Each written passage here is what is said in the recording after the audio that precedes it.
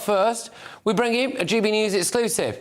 Audio obtained by GB News has revealed that radical preacher Anjem Choudhury's bombshell demands of Prince Harry. Choudhury is facing life in prison after being convicted on Tuesday of leading a group banned under UK terror laws. But it turns out Prince Harry's boast that he killed 25 Taliban fighters in his memoir Spare clearly rubbed the vile Islamist up the wrong way. So, here it is. Let's listen to it.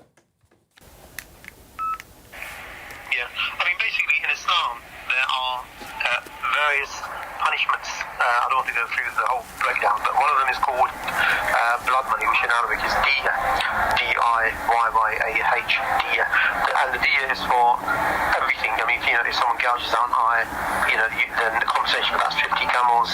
For one finger is 10 camels. And if you take someone's life, then there's a narration of the Prophet. He said that's 100 camels, of which 40 are pregnant. And basically, you can take the monetary value. So I had a look online. One camel is nowadays $5,000. So the compensation for that would be, that times 100. So that makes it 50,000. Makes it $500,000, doesn't it? So it's $500,000. So obviously that being the case, and that's obviously up to the family. So what happens is that if someone kills someone intentionally, then the family of the deceased, meaning his relatives, they can decide either to opt for capital punishment, meaning reciprocation, or to take the monetary value, or take the blood money.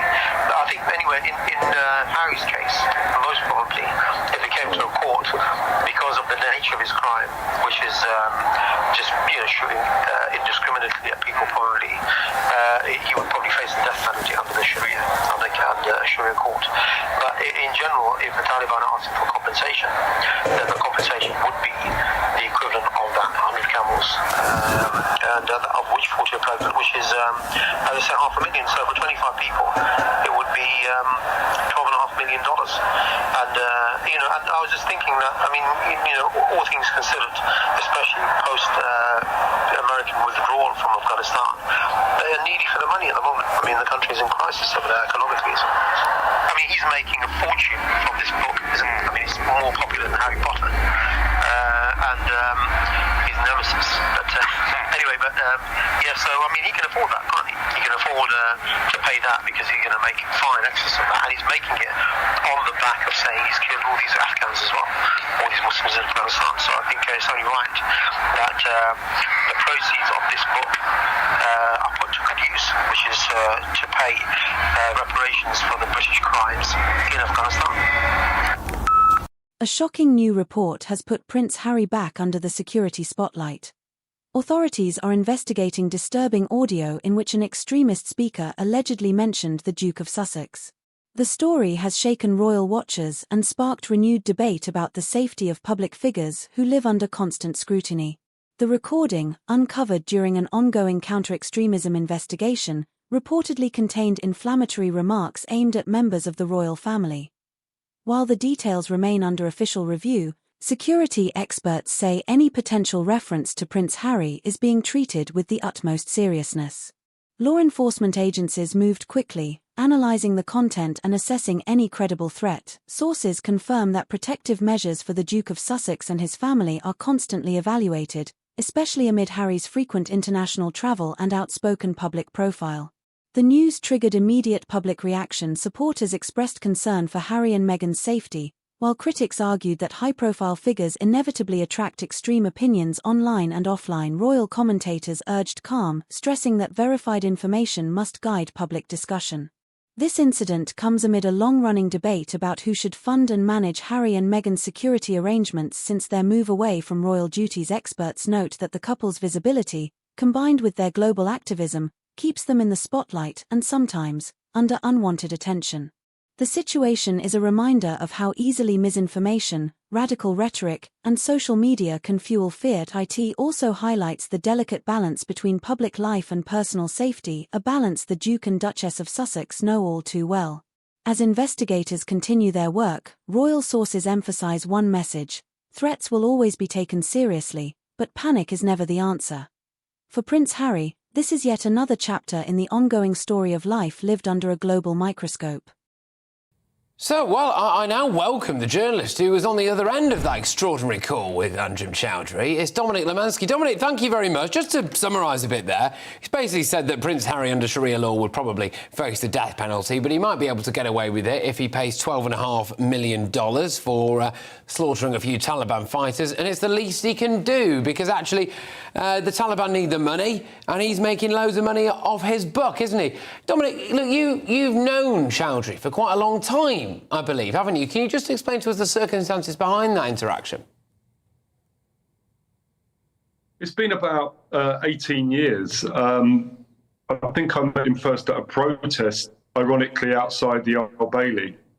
I suppose, and since then it's been, a regular stream of, meets over the years. Whenever he's been in the news or there's been a topic which he has got some link to, and as the years went by, he would introduce me to his followers, his disciples, and I always thought it was useful to keep in contact because these people ended up going and fighting for ISIS. Yeah, well, yeah, absolutely. I mean, the web of terror Anjem Choudhury has managed to kind of embed himself in is absolutely astonishing, isn't it? So it's fair to say then that Anjem Choudhury isn't a massive fan of Prince Harry, I take it. And did it come as a shock to you to find out that, Anjem is now facing life for, potentially more terror offences? It does in a way. It feels a bit surreal because I've known this person for nearly 20 years. I've been a journalist for, I think, 22. So I've known him nearly the whole time. I used to share a coffee with him. We were quite amicable. Despite his sort of public persona, he was never threatening towards me. He's charismatic. He can be strangely. He can be strangely quite entertaining, but you always know there's that edge with him, that it's a transactional relationship. He obviously, he did want the attention and he did want to have his activities covered. But I didn't think that the authorities would make a second case against him stick. I'm still surprised, really. I think another aspect to this is interesting is he goes, so under a Sharia court, Prince Harry would probably face the death penalty. I do believe that under a Sharia court, actually quite a few people will probably end up facing the death penalty for relatively minor things. But that said, he did also front up a group, did he, I think, Sharia for UK, and had quite a few disciples, as you called them, there. So he did conceivably, anyway, on paper, actually want us to operate a Sharia court. And quite concerningly, I think for us, there were a lot of people in Britain who also wanted that. I think the worrying thing with Choudhury was that he wasn't ever going to go and fight for ISIS himself or, pick up arms. But he was such a charismatic personality that he could encourage other people to go and effectively do his dirty work. I would meet someone that he would introduce me to in Walthamstow, and I'd get picked up at Walthamstow station in a Mercedes and driven to an area they wanted to show me something for a story. Didn't think much of it, and years later the guy turns out to have become Jihadi Sid. One of ISIS's executioners. He was his real name Siddhartha Dar. His Muslim name that he took when he converted to Islam from Hinduism was Abu Ramaisa. And after he was filmed doing a propaganda video for ISIS, he was given the nickname Jihadi Sid.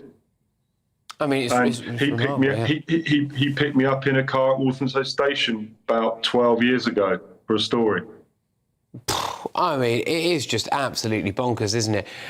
Dominic, can I just say a massive thank you for, getting us this big exclusive, actually, really, to be honest with you. Andrew Chowdhury's comments on Prince Harry there.